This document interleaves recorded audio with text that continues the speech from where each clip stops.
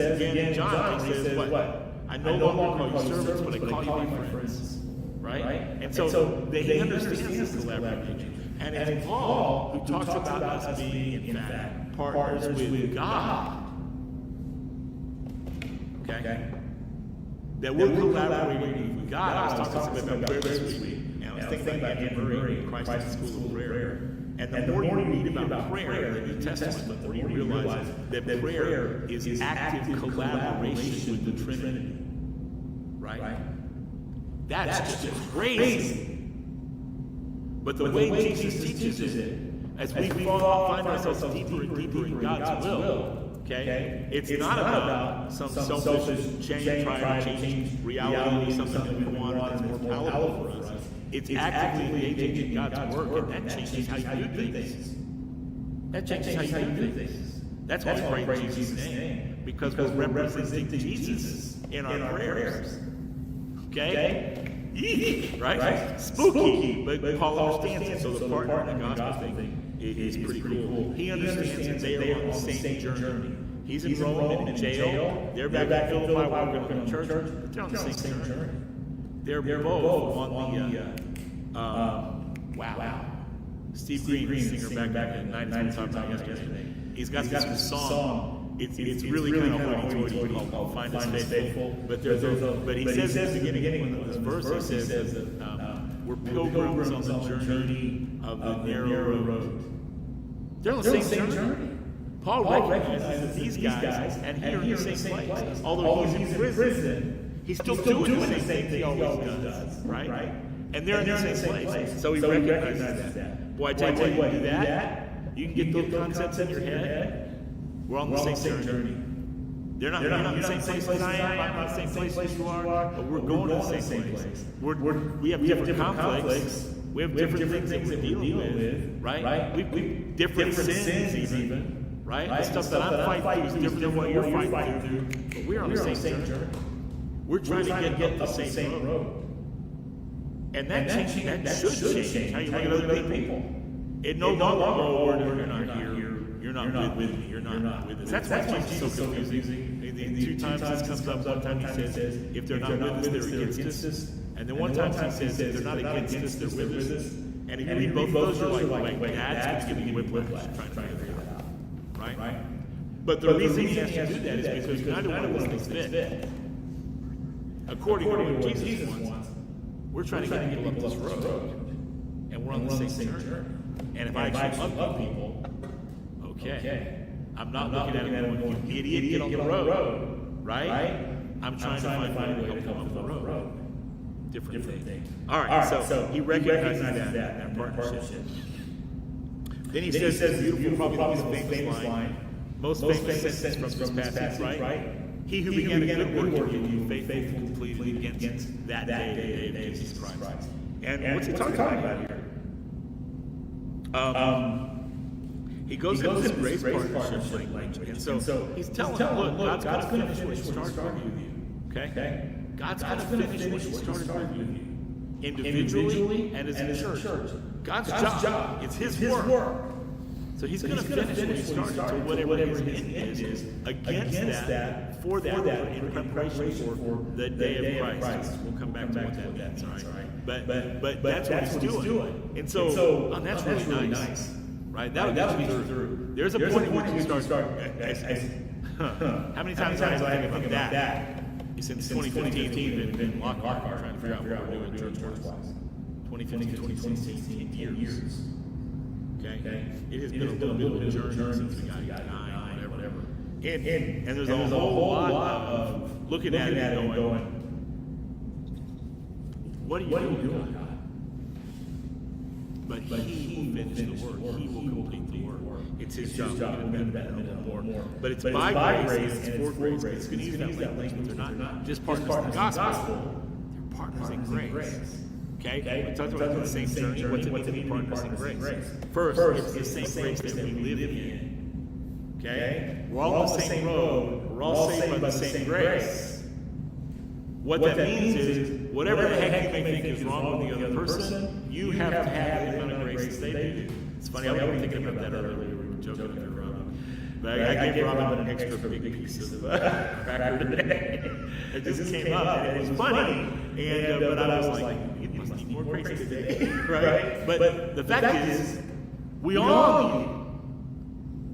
It'd be funny if you went to communion and you ever did that as a preacher. You're like, preacher, I'm going to take 2 glasses because I really need to remember the blood spilled for me today. I really need that. But there's something there. And then we all require grace. So I can't look at somebody else and go, I'm better than you. No. Paul writes that too in Ephesians. So they're partners in the grace that they live in. Again, Paul equaling everything out. And they're partners in the grace that they're teaching. That goes back to being partners in the gospel. So not only are they living in that grace, they're teaching that grace. Okay. I've talked about having Christians in all these different denominations, people that are actually believers that are the church in the churches. Okay. One of the ways you can recognize is, yes, by the great love they have for each other, like Jesus said. But here's the other thing. Are they teaching grace? Because if they're not teaching grace, they're not partners in God's gospel. Sorry, my tone has changed. And I just noticed it.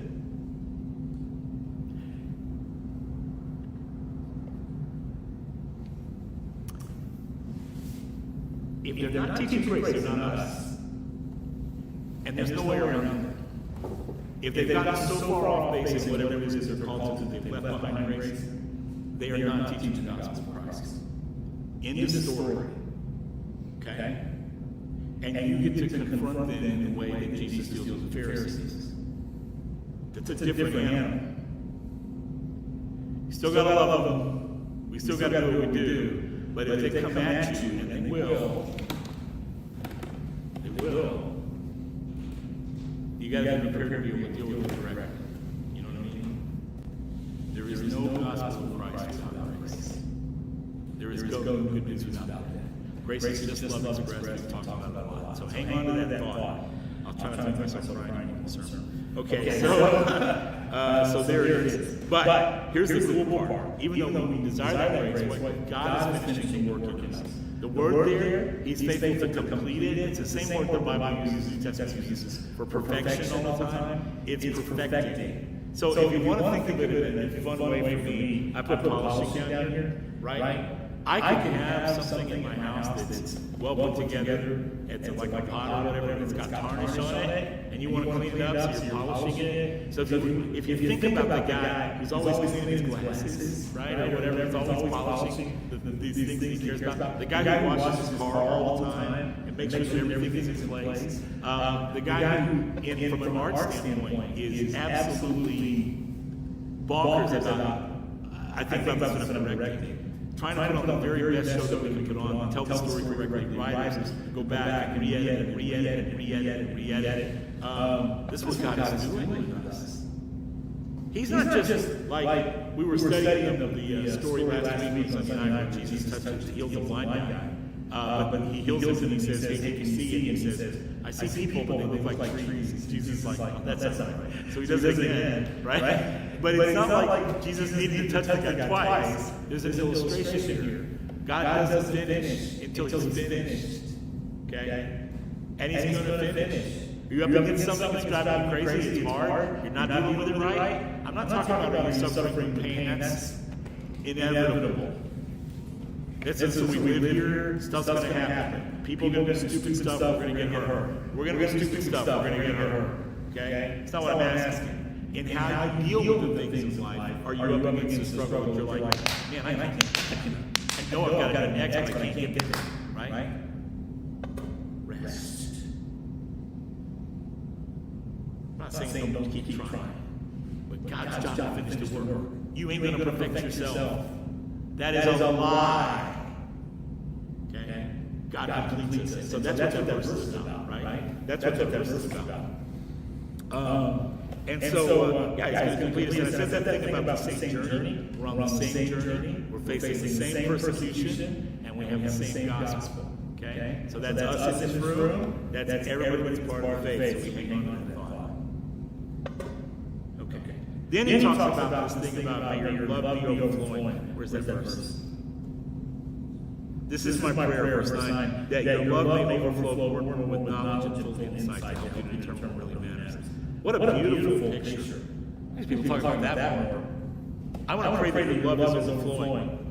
Okay, first of all, when we talk about being this person's love is overflowing, we're not talking about going out and accomplishing something. He's not talking about doing. He's talking about being. He's talking about a state of being. Overflowing doesn't mean I'm making something happen. It means I can't contain it. Okay? I can't contain it. It's going to come out no matter what. I can't contain it. So he prays that they have this state of being where their love is overflowing and it's coming out all the time. It's not something they're doing. It's something they are. Okay? Yeah. So, and so in this sentence here, love is correctly identified as the chief ethic. And as it overflows, it gives the correct understanding of knowledge and insight. Okay, so I'm reading the Bible, trying to figure out, what do I do in this culture? It's all a mess. What do I do in this culture? Everything's screwed up. We live in a bad time. There's all these ethical questions. I'm not going to figure it out because I'm not smart enough. It's an important thing to say. I'm not going to be able to figure it out. So what do I do? I'm going to go on insight and knowledge, right? So I understand them. Wrong. Not for us. I'm not telling you you're stupid. But I am telling you that any knowledge and insight that you have does not first come from our chief ethic, love overflowing. You are not going to get to the right place. If you do not start with love, you will finish with error in the faith, and that's the way it is. Okay? Yeah, tonal shift. I don't know what the Holy Spirit's doing. I'm not going to apologize. I'm just going to go. Okay? But that's the way it is.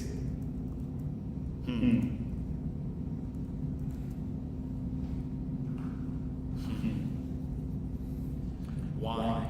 Because without love, it's impossible to say what really matters. If you're not loving God like you're supposed to, loving people like you're supposed to, it's impossible for you to understand what really matters. And Paul says, I want you to get this so that you understand what really matters. What really matters? Jesus looks down on Jerusalem and he sees all these people and he's tired. He sees all these people wandering around and they're all wanting to talk to him and he's tired. And at some point he's starting to realize, man, these people are going to kill me. I don't know when he realizes that it's coming. And I got this one disciple who is absolutely a jerk and he's going to betray us. And the rest of them, who are pretty good guys, can't get anything straight. Right? We can see it in the language. But it says Jesus was on the crowd and he saw that they were like sheep without a shepherd. And he loved them.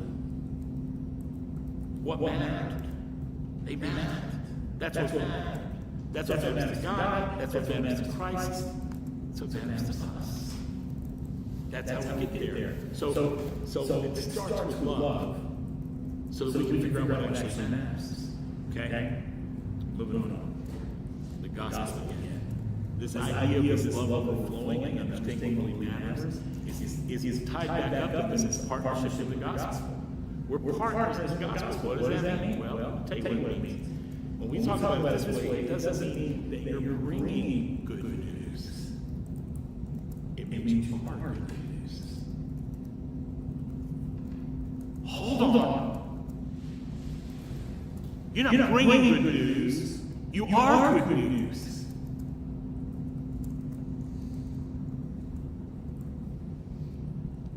Carl Bauer joking about Jim Croce, and we should do something the opposite of somebody who's good news. So we can sing bad people around. Or don't mess around with Jim, right? Who is about people who are bad news, who run into more bad news. In both the songs, the same song, different verses. They both run into bad news, and they are bad news. But you don't want to be bad news.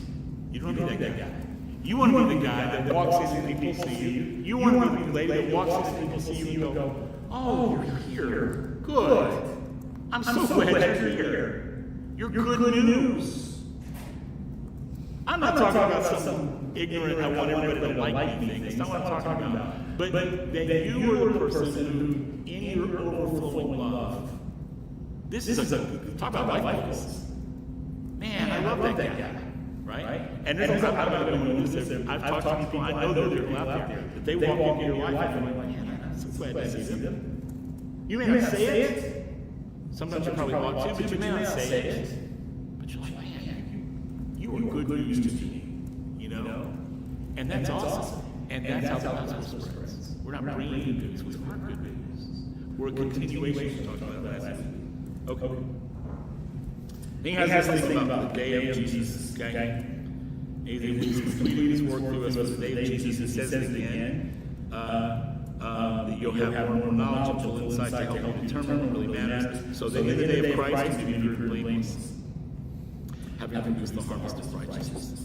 The day of Jesus, what the heck? Okay, so anytime you see this written in the New Testament, okay? Because it can be easy to say, oh, we'll talk about Judgment Day. The problem with that is that even though we believe Judgment Day is coming, whatever Judgment Day means, whatever return second advent, it's way out there. It's always way out there. You may believe it's coming soon, but most of us are not sitting around going, Jesus is coming tomorrow. Jesus is coming in the next hour. I know because I know how to live. It'd be different. Right? It'd be different. But it's something else to do. Hey, Becky, would you turn the thermostat back down? Let's see if we can get that. Turn it off. Where do you want it? Yeah, it's good. What do you want? I don't know. Take it down until it turns off. We're good.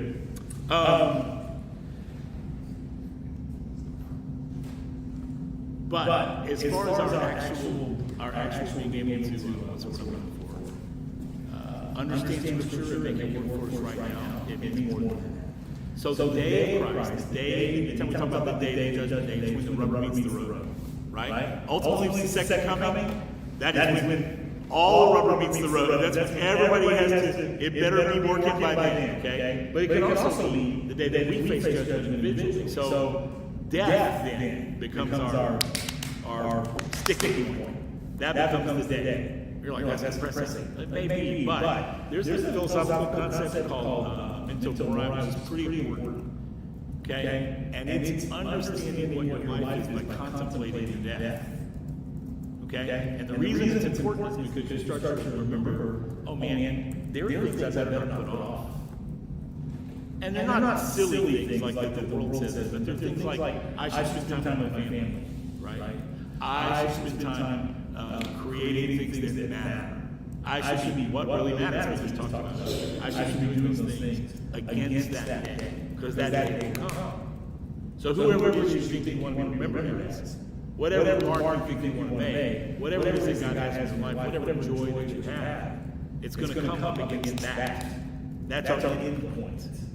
Right? So both of those things work. That's depressing. Okay, we'll bring it back to the numbers. If you don't want to think about that yet, I get it. Not everybody's ready for that, right? But there is this thing. What about the days of crisis that come?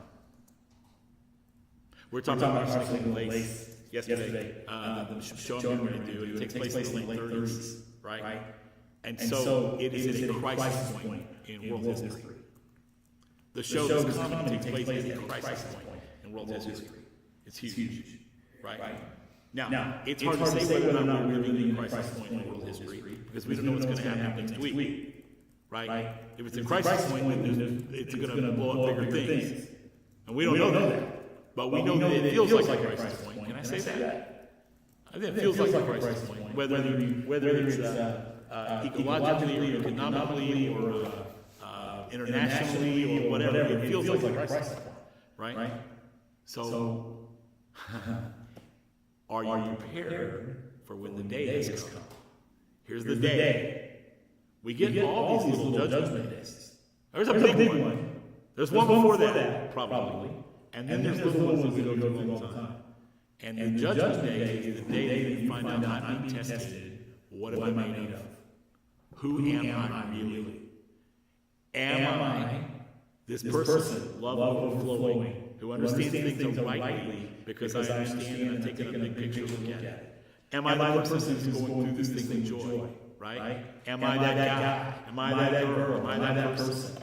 Okay? And it's a big deal. And so when we face trials, what's being produced in us? Because he goes on to say, there'll be a harvest of righteousness. Okay? That word harvest can also be translated fruit. And Paul writes about fruit in Galatians. So what are we talking about here? We're talking about what is being produced in me that comes out in the day of trial. Am I producing love and joy and peace and patience and kindness? Right? Am I producing these things? Not me. Am I showing the product, the fruit that the Holy Spirit is working through me?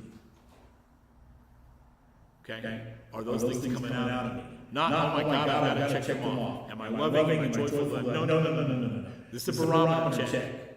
This is me making sure about where I am.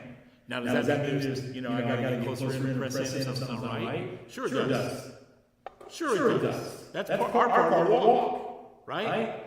But what am I producing? How is it coming out of this time of trial? You with me? Okay. That part can be hard.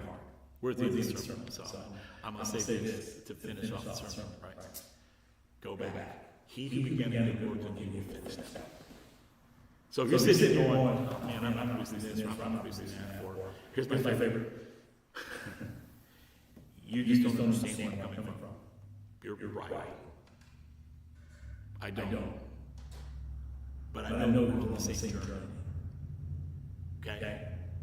The statistics might be different. The individual pressure points might be different, but we're on the same journey. Right?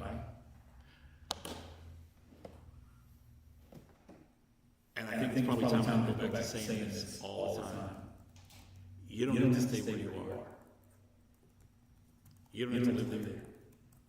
Even if you pray and you ask God, hey, I want you to change this thing in me. I need something that's level flowing. There's this area that I'm not getting right. There's an area I'm not producing fruit, whatever it is. Then we can always go back to what Paul again.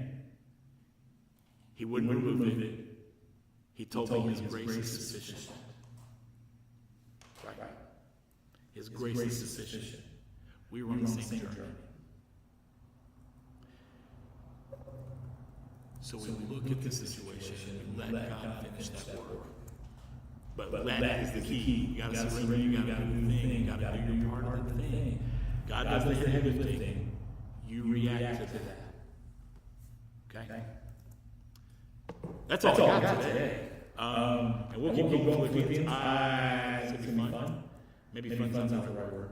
But certainly instructive. I won't run into something when I listen to it, so it'll be fun for me.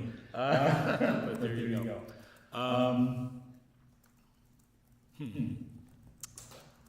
So I'm going to pray for us, and if you have questions you want to talk about it, whatever, come catch me after, we'll do that. But I think then we'll sing and we'll go. Okay. Father, thank you again for speaking to us, and thank you for Lord, thank you for not looking at me being despairing, but believing in us like what we sang earlier, and for keeping that work going, and for perfecting us and continuing to polish us, to make us into the loving, overflowing vessel that you want us to be. And I thank you for that. And Lord, I know that it's hard sometimes, and we don't want to do that, and we don't want to get to that place where it's like, I'll be alone. I like to hear this situation that I'm in. I don't want to deal with you, God.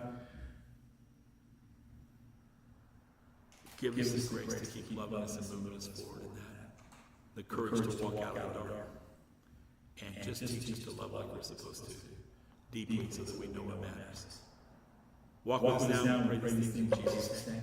Amen.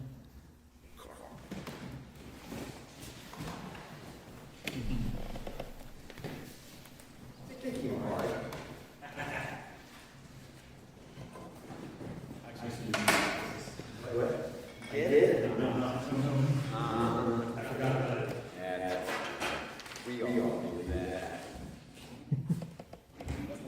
that.